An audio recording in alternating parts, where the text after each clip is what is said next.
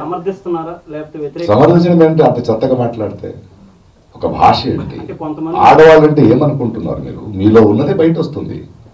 అదేంటా మాటలు, అదేంటా అహంకారం, అదేంటి ఆడాళ్ళని ఈడతారని.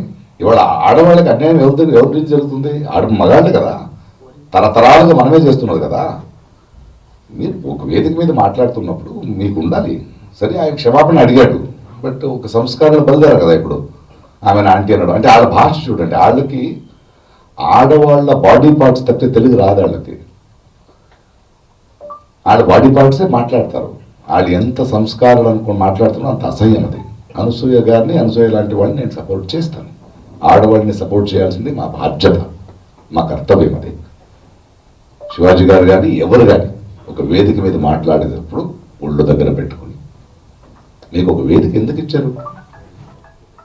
మీకు భిన్నాభిప్రాయాలు ఉండొచ్చు. భిన్నాభిప్రాయాలు ఎలా చెప్పాలి? ఏ మాటలతో చెప్పాలి? భాష అది, తెలుగు భాష అది కాదు కదా. ఆయన ఇప్పుడు సారీ చెప్పాడు, బట్ మిగతా వాళ్ళు వదలరు. అది స్టార్ట్ అవుతుంది. ఇవప్పుడే ట్వీట్ చేశాను అనసూయగా, మరి నువ్వు స్ట్రాంగ్గా ఉండు. ఆ సంస్కారాల అసహ్యం తెలుస్తుంది నాకు. నన్ను అదే తిడుతుంటారు.